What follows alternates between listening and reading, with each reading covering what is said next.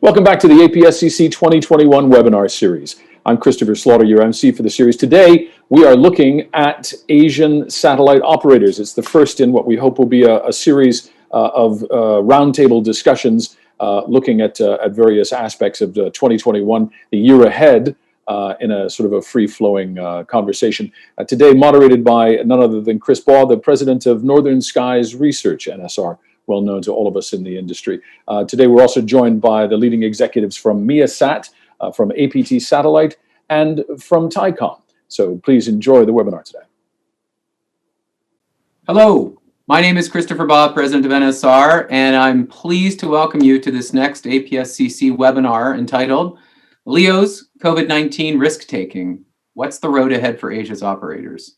Now, you know, there is a very dynamic time in the space and satellite community, whether it's new investments like SPACs, LEOs, et cetera. This is a very, very exciting time to be in this world. But that being said, this is a market that we want to really narrow down on, which is the Asian market and the satellite operators, of how you're faring, how you see the market, how you see the future. We've got a great lineup, an all-star cast, gentlemen, today who are joining us. Brief introductions. We'll go from the list I have here, but you can see their names and faces. Mr. Wang Baozhang, Executive Vice President from APT Satellite. Mr. Yao Chang Lim, Chief Operating Officer from MiaSat. Last but not least, Niall Suansiri, Acting Deputy CEO and Chief Commercial Officer at TYCON. Gentlemen, it's a pleasure to see you again. It's been much too long to see your faces in person, I think, and it really relates to my first question I want to put out to all of you. This has been one heck of a year, right? This has been a year unanticipated in the history of mankind, I think, let alone the satellite market, let alone the market in Asia. So I want to take a step back and look at the last year. When we were all together in Washington, most of us, some of us, or thereabouts, this world changed dramatically. So I want to kind of get from each of you, how has the last year gone? How has, thinking through, macro, micro, however you want to handle that question, I want to kind of go through how has the last year gone and maybe some lessons learned, maybe some business pivots because of COVID. I'll start with Niall. In the end, Niall, if you could kick it off, and how has it gone for you? Hi, thanks, Chris. I think like no doubt, 2020 was a special year for everyone, and for us, I think the effects of COVID was not as significant or severe as what we thought. Obviously, there was some price pressures, some churns, and the ability to basically collect fees and things like that. Those were the factors that came in during the COVID time. But we see it now quite stabilized, and we see that a lot of the satellite operators they still have their anchor customers in their key markets, and a lot of these contracts are long term. So I think in the short term, I see it quite stable. Now, in the long term, that's another story. But I'll just leave it for that for now. But in the short term, I think it's quite stabilized at the moment. Okay, so your business, the market in general, you think stable, resilient, those types of things. So okay, fascinating. Okay, Yao, you're next. What have you seen? So what we see is that certainly 2020 is a very special year. A lot of things are very different, as you say, that compared in the past. We have to do a lot of things differently. A lot of meeting is through online, and that's a bit unusual, especially for those us in the satellite industry. But from a business perspective itself, I think we have some impact, but again, it's not that severe. Those are the things that we can deal with. So given that the mix of the business that we have, so our business are still pretty much resilient. And in fact, I think with this COVID itself, there are creating some opportunity for us, especially from the broadband perspective. And it's a never before that that the internet connectivity has become so important. And for last year and even I think for this year, we are quite busy in our home market in rolling out the broadband connectivity business. Okay, so again, another positive. You've seen, resilient, not major impact. So it's really a common theme, and that's good, right? I mean, it's kind of a weathering of the storm, so to speak, that's happened because nobody knew back in March and April how this was going to go. But again, broadband, again, and that's a theme we'll come back to. Yeah, thank you for that. That's a very important one. I think that has a lot of play across all markets and applications. So thank you.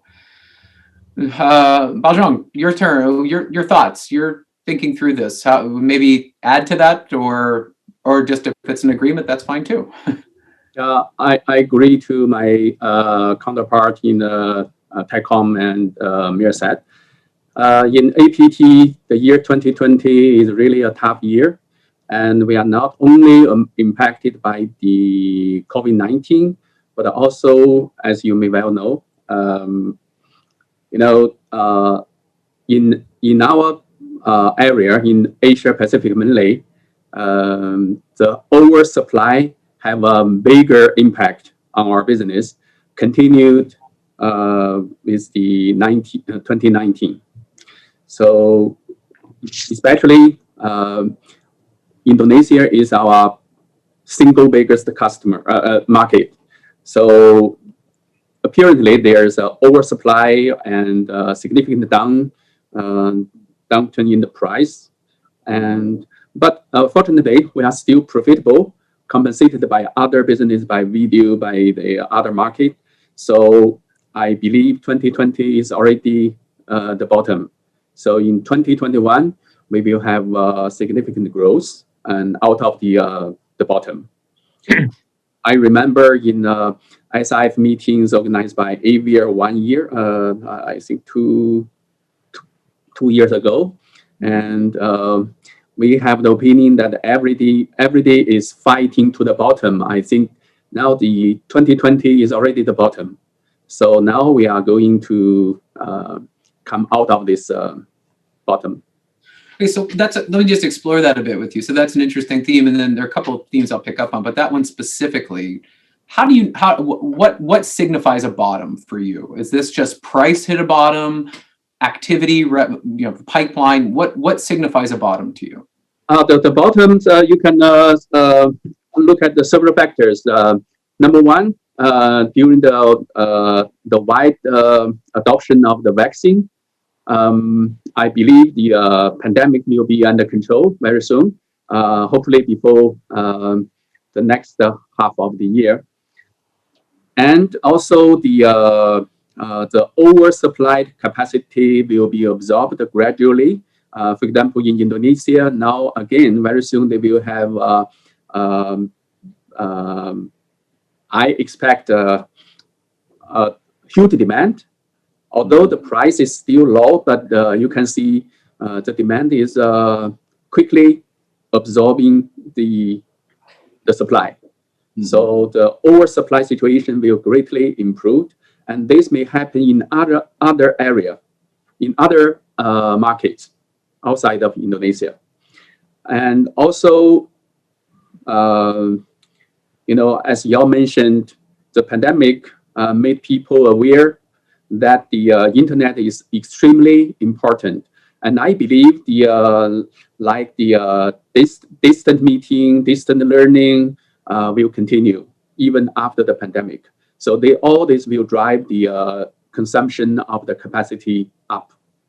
Okay, so that's again very positive. While it was resilient, it was a bottom. I will turn to Niall and then Yao as well. Would you agree, bottom, and then we're on our way back up, and there are many metrics: price, demand, oversupply, etc. Those are the big three, I think. Baozhong, you mentioned. Agree with that? Are we seeing a more tightening of the supply situation? Are we seeing maybe price? Remember, price has been in a free fall for how many years now? Is it, again, lower prices aren't necessarily a bad thing, right? Because it does build demand and it increases addressable markets. But would you guys agree with that? Is it kind of where we are now as if you're an operator in Asia, this is the state of affairs right now? Niall?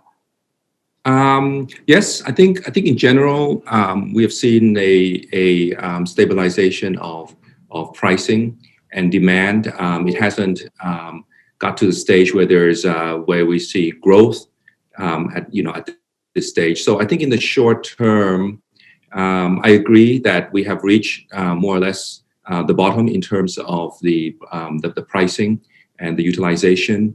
But that's in the short term. In the long term, there'll be basically a lot of external factors that come into play. Things like the effects of LEO or very high throughput satellites that may come in this region. So those are other factors that may come into play in the medium term. But I think in the short term, yes, I think it's stable at the moment. Okay, very good. And yeah, last comments from you. The same? Agree? Yeah, I agree that we see that things has been stabilized, and as mentioned that given that the demand on the broadband, in fact, I think we are quite cautiously optimistic about the growth. So of course there are certain market itself, there are some uncertainty in the regulatory environment. So those are the things that we just have to deal with. So in general, yes, we feel that things has been stabilized, and we are looking forward for the future growth.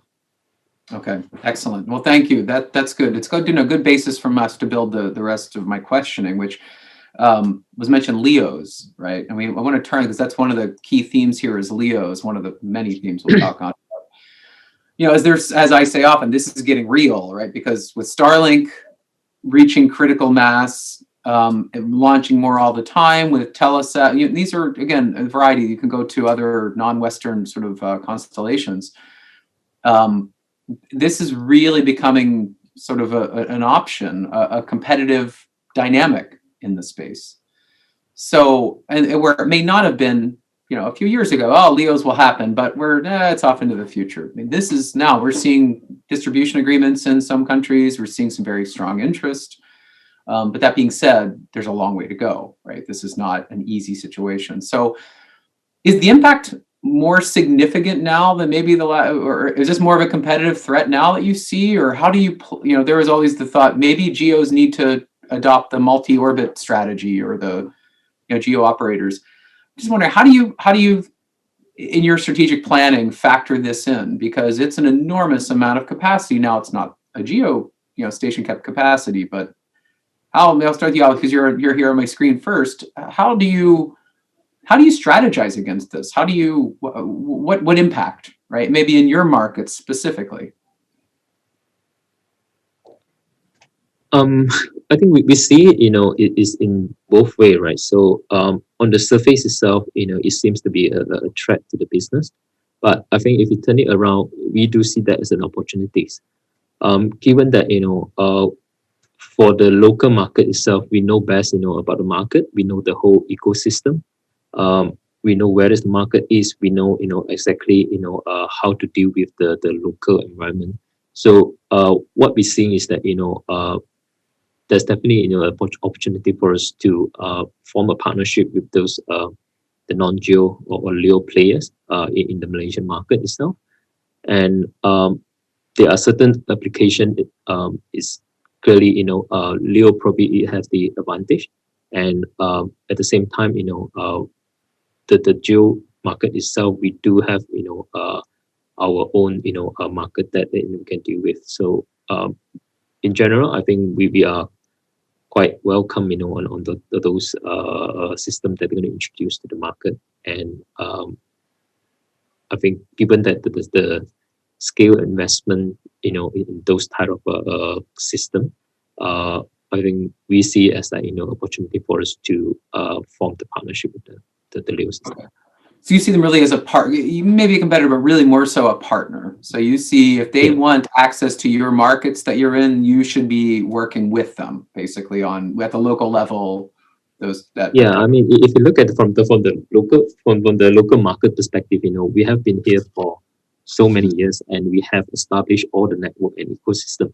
So rather than for someone trying to replicate that, this is probably the best way forward. I'm so glad you said that, because that is the most underestimated challenge, one of the most underestimated challenges for anybody that comes into a new market, is that very factor of applying a business case or something and saying, I can just replicate it here and find partners and distributors, and not easy. Yeah, we know what it works, but it doesn't work. So okay.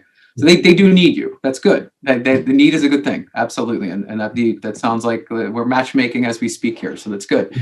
Baozhong, your thoughts on this? You have, I know you've had some strong views historically. You and I have had some good debates on LEOs. Are you any more of a believer that this is going to be a competitive threat anytime soon? Or is this still, and again, in Indonesia and other markets, I mean, what do you think? It is a competitor. There's no doubt on that.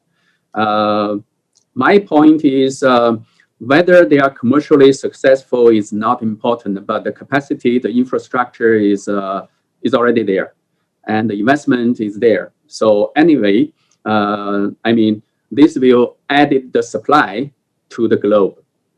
But they are also facing some difficulties. Number one is the local regulatory issues they have to face with. And many countries may use the national security issues to block this landing of this Starlink, unless they are obliged to use that capacity. But compared with that, the conventional capacity or even the GEO HTS may be the local government's priority to choose for the security issues. This is number one. Number two, we do not know how long the subsidies of the Starlink will continue. They cannot just continue like this, from the pure market-oriented point of view. So strategically, I believe Starlink will rely heavily on the government contract or on the defense or, something like that.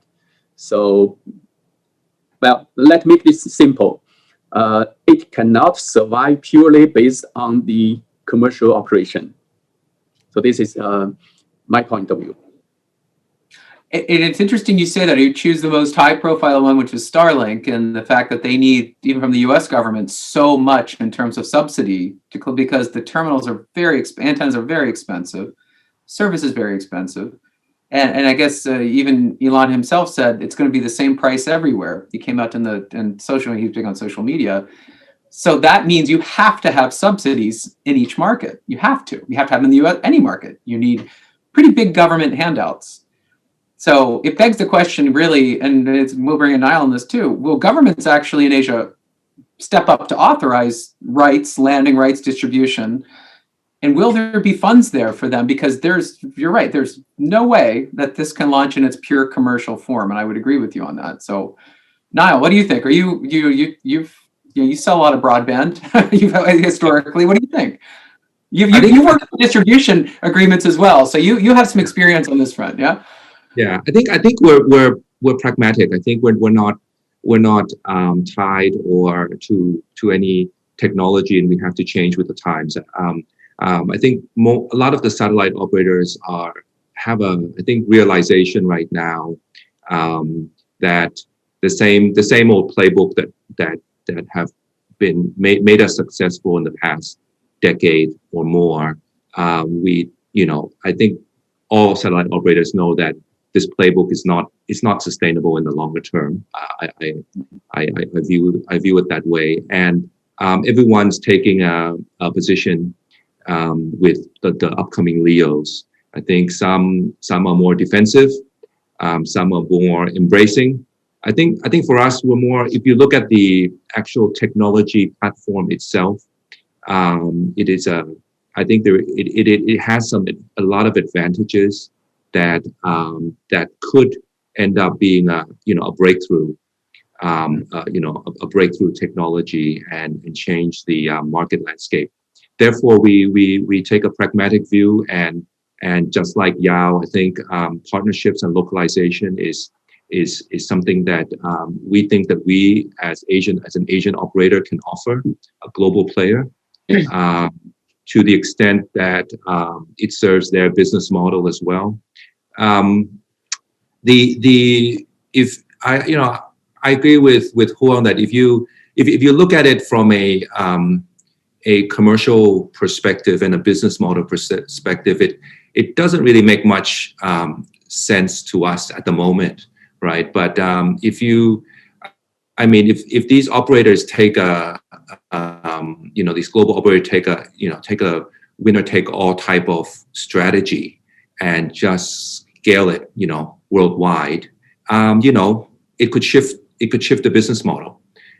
So I think I wouldn't underestimate that, because I think each of the constellation, I think their view is very, very, very long term. I don't think they're here for the short term, putting in this much investment. And also, we don't underestimate the amount of R&D that gets put into these systems, right?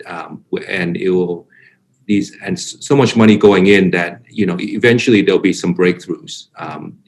So we're anticipating that. So therefore, but we're not also abandoning what we're doing as well. I think the VHTS, especially with the newer technologies such as the software defined and lower cost per bit, still has its place in the market for sure. So we think that I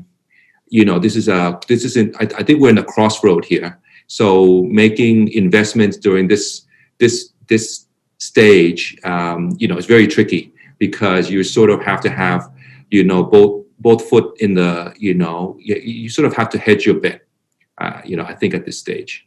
Right. No, of course. And that's a good strategy to have, because again, I don't think anyone's predicting, analyst otherwise, that GEOs are going to go away. I think they play a very strong continued role in the market. LEOs are interesting, but it's going to take a lot of work and a long time to have it so that it's alongside any kind of success of GEO, especially in markets here in Asia, which are sometimes captive, sometimes not. You have to really consider the distribution and opportunity. But let's think for a second. We mentioned the next phase of what we're all working towards, and now you mentioned something interesting, which is we need to rethink our toolkit or rethink our strategy as geo operators. Certainly, LEOs are one part of that, of course. And you think, okay, they're either competitive threat or partner or both, and we have to really take it into consideration for a lot of reasons. What else? I mean, you mentioned VHTS, and we'll come to that in a bit. But I'm just curious. I mean, is this just rethinking? What does it take to rethink? Just rethink how you provision capacity, how you sell. What is it that you have to rethink? Okay, is that for me? Yes, for you. I'll start with you. No, I'm sorry. You're in my screen, and I see you right in experience, so I go to you first. Of course, we'll move around. I think for TYCON, we even pre-COVID, we have taken a shift in our strategy to basically transform ourselves, not just a capacity operator or leasing of capacity as the main business. It's still our core business, but we're trying to shift away from that and become more of an end-to-end solution type of company. So and part of the infrastructure is the satellite, of course, but it might not be in the future. So like, for example, we also have diversified into non-satellite industries as well. Last year, we created a joint venture to do the drone business. So, and we see that both drones, GEO satellites, LEO satellites, they all will be integrated as part of a smart solution of the future. So for us, we think the differentiation for us is creating solutions that fit our target customers, be it government or corporate markets. So I think that's where we're strong. We're not necessarily pushing ourselves to the consumer market, but concentrating on a more the B2B market, and also taking up a lot of more sophisticated project-based projects that come up as well. So those are the areas that we think that that we're gearing ourselves towards. And the elements of our existing geo business and maybe the LEO business in the future, those will be the infrastructure that is part of the jigsaw of the solution. Okay. Last question, then I want to turn to the others. So when I hear end to end, that means getting closer to the customer, right? So more value to them, more value add. Will you sell direct? Will you to customers directly? I mean, you've worked with distribution partners and service providers. I imagine you still will, but will you also, sell direct? We see that trend happening a lot in the world where for added value, you have to do more, right? And go to the end. Is that where you're headed? Yeah, I think for us, we're still focusing on more a B2B type of solution to government entities, to corporates. But we are looking at, for certain markets, we are getting directly more and more to the end user side. For example, for maritime services, we deal directly with the ship owners, for example. Okay. That's in line with, again, where this whole market is heading, really, not just collapsing the value chain, but actually just verticalization, right? And kind of doing all things to all for your customer. Yao, to you, are you seeing this too? This whole movement to end value add and again, direct to the customer. Is this happening in Asia for you too? Yeah. So for Miasat itself, traditionally we are selling the capacity, and we are pretty much focus a lot on the video sector.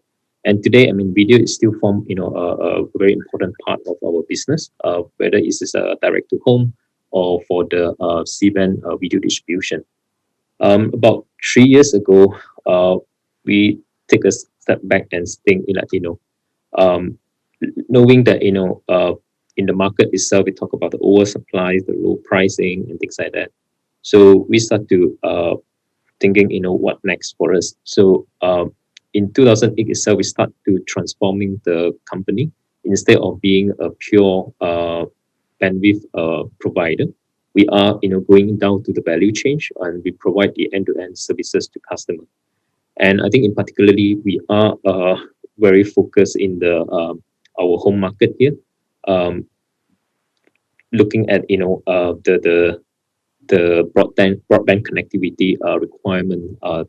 So we are pretty much transforming our company into like a rural broadband service provider, where we are going to we are providing the Wi-Fi hotspot connectivity to the end user, and we are dealing directly with the end user. So in the past, if you're saying that we signed a contract with a broadcaster, especially the direct to home service provider, multiple transponder deal and end of life deal, and of course now that the old day is gone, so every single customer that every cent that we have to generate, we need to start to roll out our sleeve, go down to the remote areas. Sometimes we travel days just to get there and install the reset terminal and start to provide the service and earn the revenue from every single bit that we provide to the end user.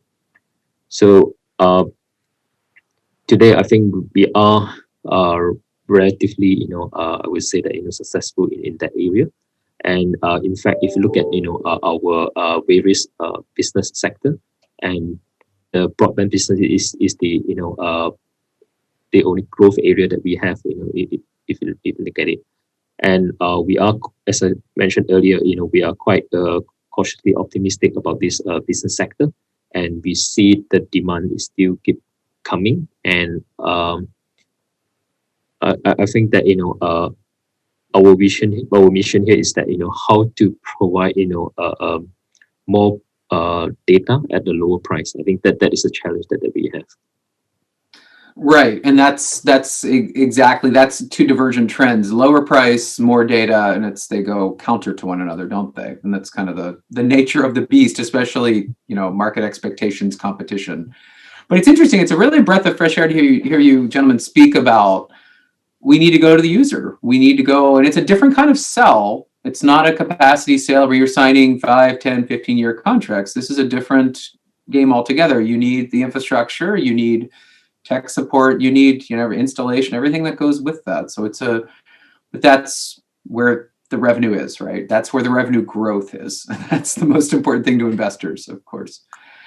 Baozhong, you know, is this a similar? I know we're kind of group thinking all of this, but what do you think? I mean, is this similar to you? Do you need to collapse the value chain, go to the end customer, and how do you pivot your geo business, right? Our business strategy is unchanged, and the business strategy already set several years ago, and it's very simple. It mainly involves threefold.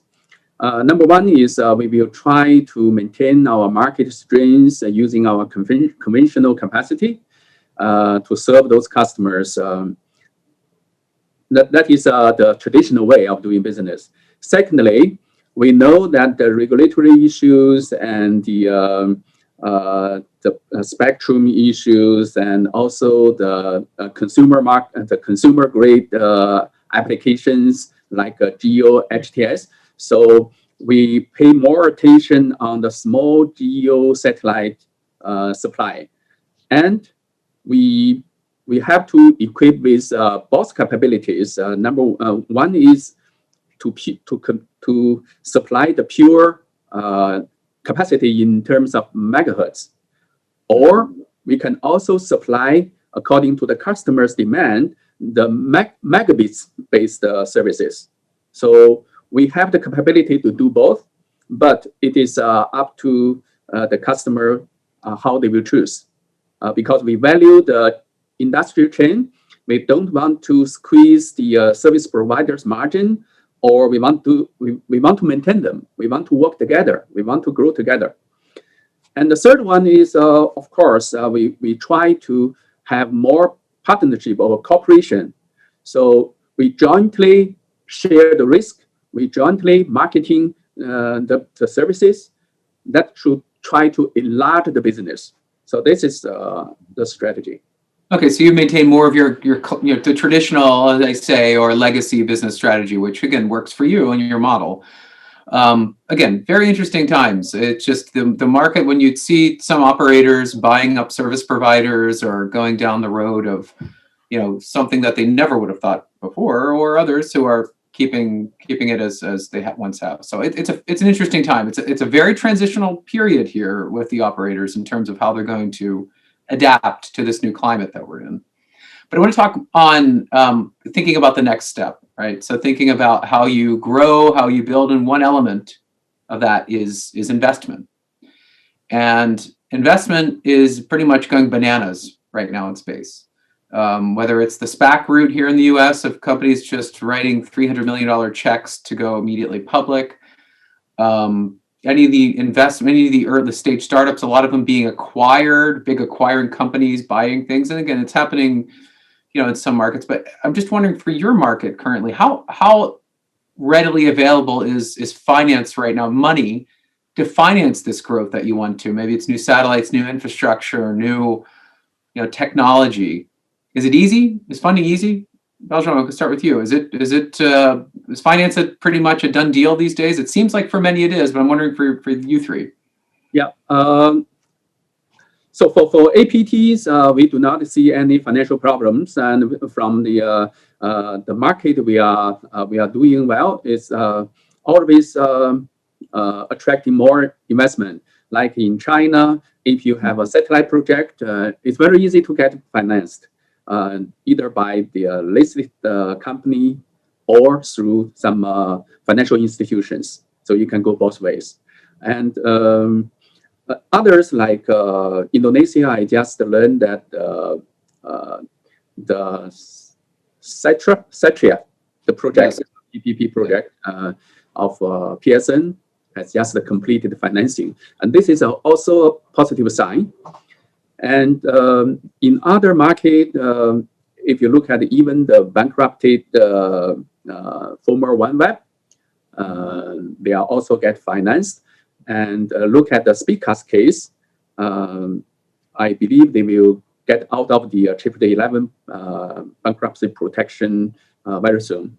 And into that is another story, but they still have strong finance situation.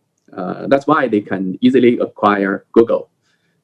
So financially, it's not difficult. Starlink, again, also secured a huge amount of financing from the market. Right. So I do not see any shortage of money. Yeah, I've heard from one investor recently on a session said in all of his career, several decades, he's never seen a situation as positive for investment in terms of just the faucet, the tap is on, as they say, for money. And I'm just wondering, you see that sounds like you're seeing it too. And I'm wondering what the ramifications for all of that are. And again, the SPAC route, special purpose acquisition company route of these companies that, again, not affecting what you do. I mean, maybe mildly if you're going launch and with a rocket lab or something, but fascinating time. Yeah, you seeing it too? Is this, if you need to finance a project, is how challenging is finding financing right now? I think I do agree with Bao is that, so long that, you have a viable business case itself, financing it shouldn't be an issue. So either it's through the equity, debt, or ECA, or different form of financing. I think more importantly is that how viable the business case. And I mean, the space industry is really in a very fascinating time whereby the entrance of the business is the lower barrier entrance, and is a lot of new startup company has been building up, a lot of innovative idea has been coming up during this time. So we are quite excited about it. Good. Okay, so positive. Yeah, I mean, you speak on business models, and I can't say that I've seen many business models that have any grounding in reality for a lot of these new situations, especially this. I saw one business case that was about 30-40 million to a couple billion in 5 years, and thinking, well, the market's just not that big, folks, and they're one company. So I'm not a naysayer. I'm having a hard time myself. Now, for tried and true companies like yourselves, again, I want to see you. I mean, if funding is readily available, great, because you have good business cases and good business models. So Niall, what are you seeing? You need funding. Yeah. Can you go and grab it? Yeah, I think funding is not the main issue. We're not very highly leveraged as well, and we have cash. So funding, I think, is not the main point. I think the main point is coming up with a solid business case. I think that's the most important thing, and also trying to de-risk the investment, as much as possible, because, in the next 4 or 5 years, there could be a lot of, technological changes, that make our investment obsolete. So I think that's the challenge, is how to address long term. When we build a satellite, it lasts like 15 plus years. Now it's sort of a lot more than that. But doing a business case for 15 years is almost mission impossible, right? So how do you de-risk it in such a way that if there are big shifts in the market and technology, that at least you sort of reduce your downside risk. I think that's the challenge. In the past, we do 15-year projects, and it was sort of almost straightforward, right? You have long-term contracts, you have anchor customers, the market is stable, growing in many areas. So the business case was quite strong. But I think for now, it's a matter of how do you manage the long-term risk, especially in this time of fluctuation. So I think that's the most important thing. So what we look at, I think we see more collaboration and partnerships. So rather than putting a huge investment, even though the funding will allow it, putting huge investments in one asset, we may have to sort of share the risk. Obviously, you're also sharing the reward as well. But I think it's a time where we are a bit cautious rather than going all in on one technology or another technology.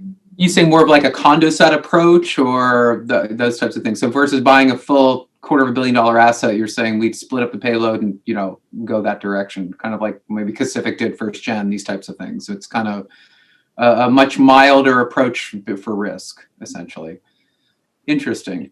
Okay, so that's, managing risk in the geo business is everything to you three, I imagine, these days, given all of these, the way the market's trending, yes, whether you have captive markets or not, it's still, it's a 15-year bet. And even if you have software-defined payloads that you can adapt and change, it's still, who knows how that will change. I always say, go back 15 years ago and think of where we were as an industry, and now think how fast this is moving. And investors getting on board and writing checks for satellites that they know. So managing risk. And that you're reading my mind, because this was my next sort of theme here, is managing risk. So you're doing it by looking at alternative strategies to classic geo procurement, right? Which is one option for you. I'm going to go to the others. So maybe how do you manage risk as a geo operator? Are you thinking the same things? We've heard another operator, I want to look at smaller geo that maybe a 5 to 7 year lifetime that are a quarter of the cost, third of the cost. What is it that's in your playbook now? And don't give away too many secrets, but what's in your playbook now for managing risk that we as geo operators should be really planning for? So as you know that we have just recently, not just recently, maybe we have procured this our Measat 3D satellite, which is a replacement for our Measat 3 and 3A. I think this probably, I wouldn't say it's the last. I would say that, you won't see us. I mean, this is after this procurement of this satellite itself. I think the next satellite, probably, we wouldn't go for the full investment of, let's say, like $250,000 or $300 million, that kind of satellite. So, what we are looking at, I think that what we envisage is that it's more partnership. Condosat is one of the approach that we are looking at. And I think, moving forward itself, we do, look forward that, there's more smaller satellite that, going to be launched with probably lower cost, shorter lifespan. And of course, the total cost itself has to make sense. I think those sort of like, say, 7 to 8 years, that kind of a satellite probably will fit in well, in terms of the managing the risk. As now mentioned, you're trying to plan for a 15-year, it is almost impossible. Whatever that number that you put in, it's just that your guess is as good as my guess. So yes, indeed. So I think for the existing satellite, I think we still, we have a certain anchor customer, and we believe that in that short of a time frame, we are able to sort of weathering the weather, and but moving forward itself, it is going to be very challenging. We foresee that there's a more partnership and collaboration between the player in the industry. Okay, understood. And again, similar themes. So managing risk, considering alternatives, partnerships. Baozhang, how else do you manage risk right now in the geo game? Diversify the customer base. So, and partnering with the customer. So nothing special. Nothing special. No, that is special. Wait, I should say it's always special. Partnering, working with your customers. Go on. That's kind of that's the secret sauce of keeping customers happy, working with them, understanding their needs, right? I mean, that's the 101, as they say. Interesting. Okay, so really, again, I think you're right. You're all right. The market has changed dramatically for operators globally, not just in Asia. And everybody's struggling. As analysts, we get asked all the time, what do we do? And we say, well, it depends. I like to use that term, it depends. Because again, 15 years, how would we have ever predicted Starlink? How would we have ever predicted software-defined? We can anticipate technology evolution, but it's definitely changing. But thinking about options, one option are large VHTS satellites. And I was fascinated this week when I read that AsiaSat was maybe building one, and Roger came, maybe one of your colleagues, Roger Tunks, head of AsiaSat, said, hey, we may be putting an RFP out for a large GeoHTS. And it just sounds like that's the, yeah, we're going to go CondoSat or SmallSat, but there's still this prevalent trend. I need my big GeoHTS satellite. Still room for all of that? And Niall, you've had a lot of experience with GeoHTS. I mean, is there still room for operators, commercial, to go down that road in this market? I think, everybody's driving cost per bits, right? And the lowest cost per bit, is basically the bigger the satellite, the lowest cost per bit, right? But a lot of people forget that you got to fill the capacity up. Otherwise, your cost per bit calculation doesn't really matter, right? So if you build a huge satellite, and in theory, cost per bit is very low, but you are ramping up at 5 or 10% in the first few years. Your cost per bit is actually very high. So and that can destroy your business case, especially at the beginning of the life of the satellite. So I think for us, it's not the bigger the better. I think for us is finding the right size capacity or asset that we can fill up, right? At a certain time frame that we think that we can fill up. So I think for us it's trying to match the right asset to the capacity that we think that we can sell. I think that's more important. Even though in theory cost per bit may be a little bit higher, but in reality, if you can fill it up, then and if the business case works, then off you go. So I think we're more pragmatic, and I doubt now that the strategy of building a very, very big satellite is the way to go. I think maybe in some particular markets, very specific markets, maybe in the U.S. In Europe, maybe, but in a fragmented market like in Asia, it goes back to what we discussed at the beginning. The distribution and the localization will be an important factor to fill up a big satellite. Okay, right, and that's again pragmatic. That's the way to look at it. Where is the demand? Can I fill that demand and size the payload accordingly? And that, not as the old strategy, as they say, build it and they will come. It's a different kind of world. GeoHTS site, is this, Yao, maybe, thinking through these large options, do you agree with that? I mean, is this the trend, the other direction? You may not see much in terms of, I guess, maybe a positive business case, or otherwise, large GeoHTS satellites in Asia, by mainly a commercial entity. I mean, I do agree with the approach that now mentioned. So essentially, we're investing into our new HTS satellite. That is a 30 gig capacity of a HTS, and that itself is also we taking into consideration that we do have other payload that we need to add on to it. We have to replace, so that makes sense for us. And however, if we're just looking at the pure HTS satellite, I think that's going to be challenging. In order to fill up the satellite, basically you need to access into a large market, and in Asia itself is so pragmatic is that in order to get access into those markets is very challenging. And I think one thing about the HTS market is that if you're just selling the bandwidth itself, there's no different that from what we are traditionally doing. In order to make it more stickiness, we have to go down the value chain, have to provide the end-to-end solution.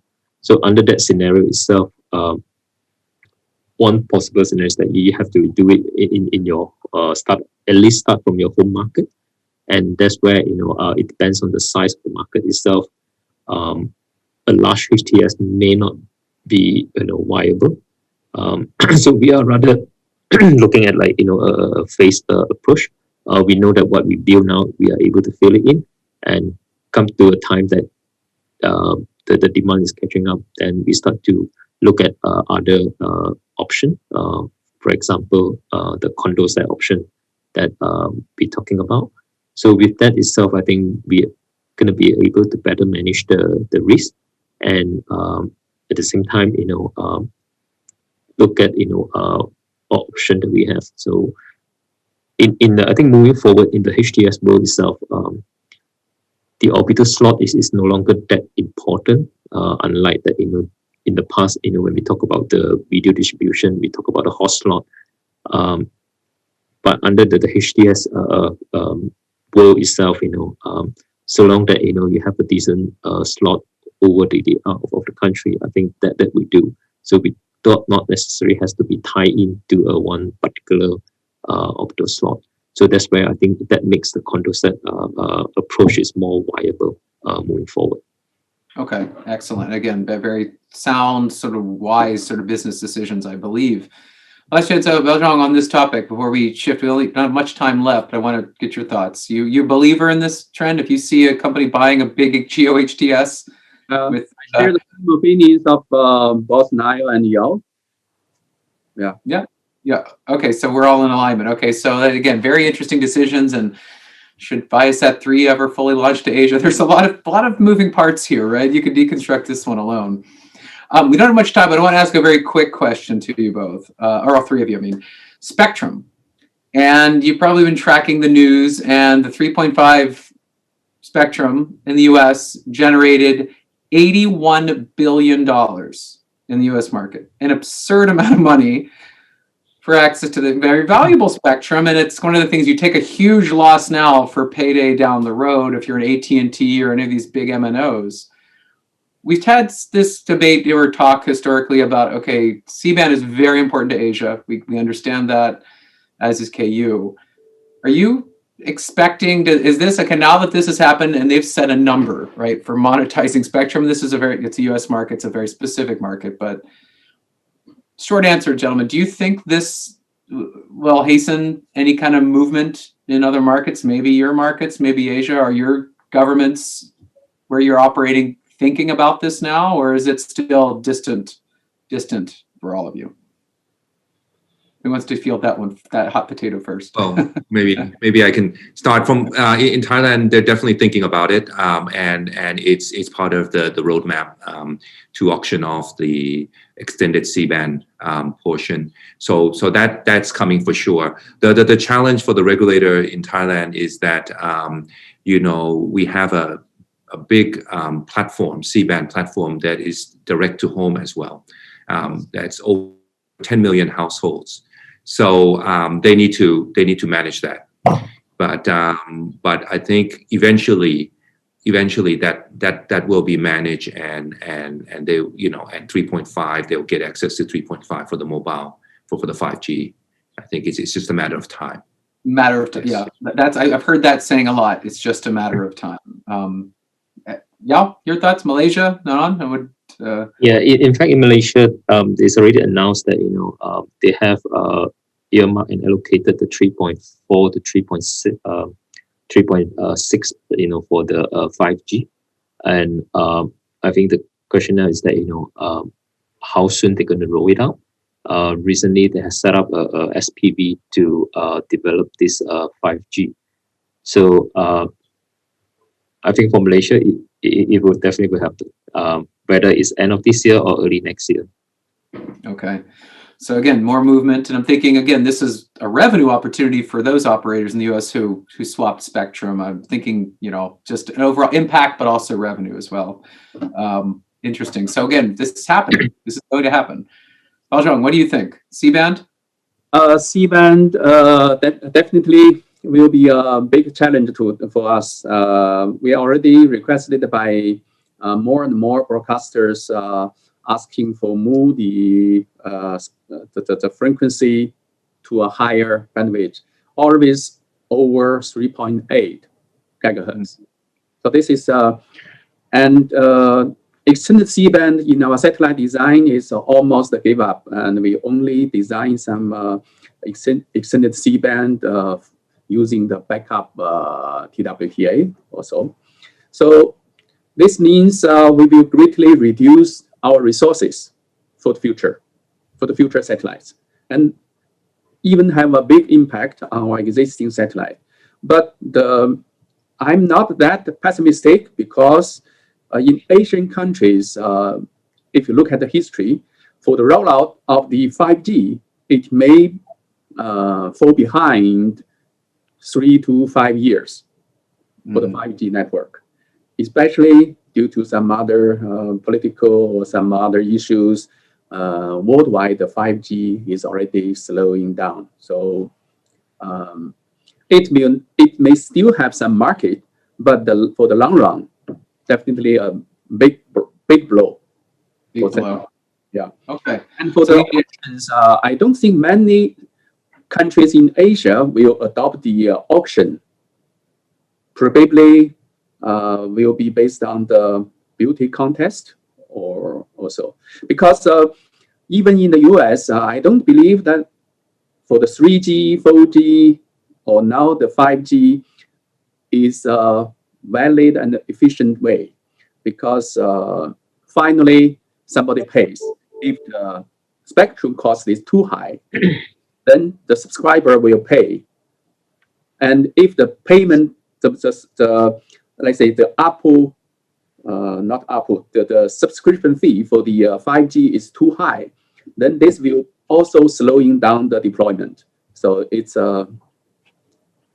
my point. Yeah, it's a chicken and the egg kind of problem, as they say. It's kind of can go either direction. So, but again, a fascinating thing, and again, this is a huge amount of revenue or money that's passing hands, and I just back to this theme of what an exuberant, or maybe sometimes irrational market that we're all part of. Not this market. You all have grounded, as I mentioned earlier, businesses that are based in realism. It's just the rest of the world. It is always too much speculation. Always. Well, again, when money is nearly or pretty much free, then I think everybody should. There's a line out the door, right? Of any kind of investment vehicle possible to do this. But okay. Well, gentlemen, we've reached the end of our time today. I just want to ask one final, really short question to all of you. And we've come through, as I mentioned off the top, a really challenging year. Whether it's professional life, personal life, everyone's dealt with it. And it hasn't escaped anybody in our day-to-day. We're now we're coming out of the woods, as they say, out of whatever situation we've been in. I want to look about the year ahead. So if you could think about 2021, and we're now in early March, so we're, again, a sixth of the way through the year. But what is this year? What, if you could say in maybe a word or two, what this 2021 will be the year of what? What do you think is the big... You could say off the top of your head, what is this year going to be characterized by? Just irrational investment, Leo? I mean, what is the big thing this year, or what will it be characterized by? Zhang, you're first. Okay, I consider the year 2021 will be a year of turnaround, and at least I believe for our business in APT, there are three factors. As I mentioned, the demand, the supply over demand situation will be eased out. Number two, if you look at the cruise business, the oil business, oil and gas, or generally the energy business, this business will be on a process of recovery. And thirdly, again, the pandemic will boom the internet capacity demand. Mm-hmm. Okay, so again, all great trends, all positive trends. We should be, again, blessed with the year ahead, is what you're saying. This is a very positive time. So back to this bottom, rising up. Yao, you're next. What else could you add to that? 2021, the year of... From your side itself, I think for 2021, the broadband agenda is the key for us. Hoping the government to accelerating the national broadband agenda. That is our whole key focus. Broadband, again, that makes perfect sense. Very good. Okay, and last but not least, Niall, your thoughts? I think the year of transformation of business models, and looking forward to the next chapter. Excellent. Excellent. Well, I have a lot of hope, as you all do. This is the again, coming out of the woods, so to speak. And then thank you for your wisdom, gentlemen. This has been an excellent session. You've provided some great insights, some food for thought. And again, better time now that we're talking versus a year ago. So I'm happy to see smiles on everyone's faces. With that, we'll conclude our session. Thank you, speakers. I appreciate your time. And we'll look for, I guess, more APSCC webinars into the future, and then hopefully an event later on in the year. So, gentlemen, thank you. Enjoy the rest of your day. All right. Thank you. Thank you. Thank you. Thank you very much for that, Chris, and thank you very much, Niall. Thank you, Bao Zhong, and thank you very much, Yao, for your insights and for your participation in today's webinar. Always a pleasure to see you, and we look forward to the next Asian Operators Series, which will happen in about a month's time. Coming up next, though, in the series, we'll be looking at Milsatcom. Carissa Christensen from Bryce Space will be moderating that discussion, and following that, we'll have a look with Jason Rainbow, now of Space News. Jason will be leading a panel discussion regarding venture capital activity in 2021 and what we can expect on the finance side of the equation. So please join us for upcoming episodes. And remember, all you have to do to look at the upcoming series of topics is check in at apsccsat.com. That's also where you register, where you send other people who might be interested in the series for them to register, and where you can also look at the schedule of upcoming events. We look forward to seeing you next time here at the APSCC webinar series. And thanks again. Take care.